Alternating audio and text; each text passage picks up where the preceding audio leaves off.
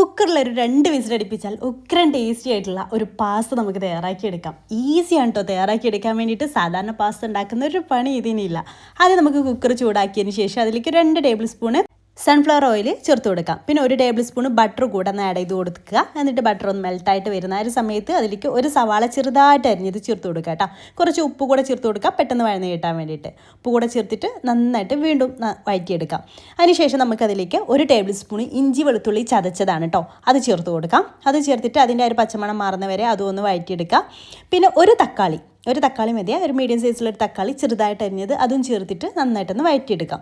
എന്നിട്ട് ആ തക്കാളിക്കൊന്ന് ഉടഞ്ഞു വരട്ടെ കേട്ടോ. വഴന്നിട്ട് ഉടഞ്ഞു വരണം, നന്നായിട്ട് കുക്കായിട്ട് ഇതുപോലെ ഒന്ന് ഉടച്ചെടുത്താൽ ഉടയുന്ന രീതിയിലായി കിട്ടണം.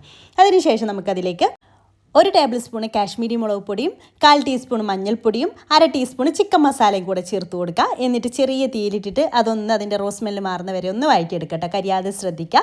പിന്നെ അതിലേക്ക് 1 ടീസ്പൂൺ ചില്ലി ഫ്ലേക്സ് ചേർത്ത് കൊടുക്കുന്നുണ്ട്. പിന്നെ 100 ഗ്രാം എല്ലില്ലാത്ത ചിക്കൻ ചെറുതായിട്ട് അരിഞ്ഞെടുത്തതാണ് കേട്ടോ, അത് ഇതിലേക്ക് ചേർത്ത് കൊടുത്തിട്ട് നന്നായിട്ടൊന്ന് മിക്സ് ചെയ്തെടുക്കുക. ഇത് വെന്ത് വരുന്ന വരെ വെയിറ്റ് ചെയ്യൊന്നും വേണ്ട കേട്ടോ, ജസ്റ്റ് നന്നായിട്ടൊന്ന് മിക്സ് ചെയ്തെടുത്താൽ മതി. പിന്നെ അതിലേക്ക് 1 teaspoon soya sauce, 2 table spoon tomato ketchup കൂടെ ചേർത്ത് കൊടുക്കാം.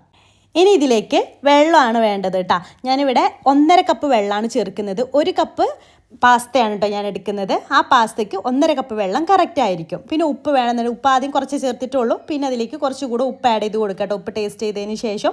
അതിനുശേഷം നന്നായിട്ട് തിളച്ച് വന്നതിന് ശേഷം നമുക്കതിലേക്ക് പാസ്ത ചേർത്ത് കൊടുക്കാം. 1 കപ്പാണ് എടുത്തിട്ടുള്ളത്, അതുകൂടെ ചേർത്തിട്ട് നന്നായിട്ടൊന്ന് മിക്സ് ചെയ്തെടുക്കുക. എന്നിട്ട് നമുക്കിത് കുക്കറൊന്ന് അടച്ചു വെച്ചിട്ട് 2 വിസിൽ, ഹൈ ഫ്ലെയിമിൽ 2 വിസിൽ, ചെറിയ തീയൊന്നും ഇടേണ്ട ആവശ്യമില്ല കേട്ടോ. ഹൈ ഫ്ലെയിമിൽ 2 വിസിൽ വരുന്നവരെ വേവിച്ചെടുക്കാം. അതിനുശേഷം കംപ്ലീറ്റ് പ്രഷർ പോയതിന് ശേഷം വേണം ഓപ്പൺ ചെയ്തെടുക്കാൻ വേണ്ടിയിട്ട് കേട്ടോ. ഇപ്പോൾ കംപ്ലീറ്റ് പ്രഷർ പോയിട്ടുണ്ട്. അപ്പോൾ നമ്മുടെ പാസ്ത അടിപൊളിയായിട്ട് തന്നെ കറക്റ്റ് കുക്കായിട്ട് വന്നിട്ടുണ്ട് കേട്ടോ. ഓവർ കുക്ക് ആവില്ല, കറക്റ്റായിട്ട് തന്നെ കിട്ടും കേട്ടോ. ഇനി നമുക്ക് ഇത് തന്നെ കഴിക്കാൻ നല്ല ടേസ്റ്റാണ്. ഇനി നമുക്കൊരു എക്സ്ട്രാ ടേസ്റ്റിന് വേണ്ടിയിട്ട് ഈ ചൂടോട് കൂടെ തന്നെ അതിൻ്റെ മുകളിലായിട്ട് 2 സ്ലൈസ്ഡ് ചീസ് കൂടെ വെച്ച് കൊടുക്കുന്നുണ്ട് കേട്ടോ. ചീസിൻ്റെ ആ ഒരു ടേസ്റ്റ് കൂടെ വരുമ്പോൾ ഈ ഒരു പാസ്തയ്ക്ക് അടിപൊളി ടേസ്റ്റാണ്. ചീസ് മുകളിൽ വരുമ്പോൾ അത് മെൽട്ടായി കിട്ടണമെന്നുണ്ടെങ്കിൽ ചൂടോട് കൂടെ തന്നെ അതിൻ്റെ മുകളിൽ വെച്ച് കൊടുക്കണം. അപ്പോൾ അത് മെൽട്ടായിട്ട് വന്നിട്ടുണ്ട്. പിന്നെ അതിൻ്റെ മുകളിൽ കുറച്ച് ഒറിഗാനോ സ്പ്രെഡ് ചെയ്ത് കൊടുക്കുന്നുണ്ട്. അതുപോലെ തന്നെ കുറച്ച് ചില്ലി ഫ്ലേക്സും ഗാർണിഷിന് വേണ്ടിയിട്ട് കുറച്ച് മല്ലിയില കൂടി ഇട്ട് കൊടുത്തിട്ടുണ്ട് കേട്ടോ. സംഭവം സെറ്റ് സാധനമാണ്, മസ്റ്റ് ട്രൈ ആയിട്ടുള്ള ഐറ്റാണ്. ഒന്ന് ട്രൈ ചെയ്ത് നോക്കുക, ട്രൈ ചെയ്തിട്ട് ഫീഡ്ബാക്ക് അറിയിക്കുക കേട്ടോ. ഇങ്ങനത്തെ ഈസി റെസിപ്പീസിനായിട്ട് നമ്മുടെ പേജ് ഫോളോ ചെയ്യാത്തവരുണ്ടെന്നുണ്ടെങ്കിൽ ഫോളോ ചെയ്യാനും മറക്കല്ലേ. താങ്ക്